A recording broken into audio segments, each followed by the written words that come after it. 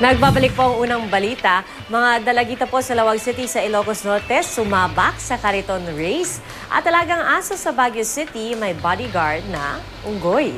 Narito po ang amazing balita hatid ni Katrina Sol.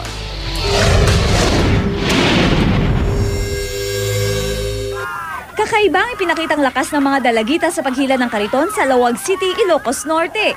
Kahit mabigat at medyo delikado, hindi nila alintana ang hirap sa paghila ng kariton pababa ng tulay.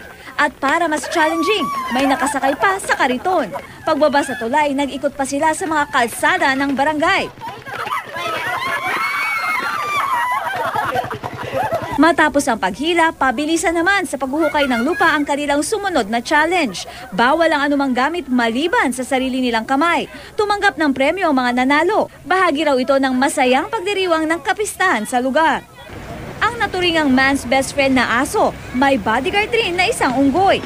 Sa Baguio City, kinabibiliban ang pagkakaibigan ng asong si Saver, 1 taong gulang. At ang unggoy na si King, 12 taong gulang. Ayon sa may-ari na si Mang John, wala siyang naging problema sa pag-aalaga sa mga ito. Ang kanyang tanging sikreto sa masaya nilang pagsasama, tamang pag-aaruga at pagmamahal. Para sa unang balita, Katrina Sol reporting.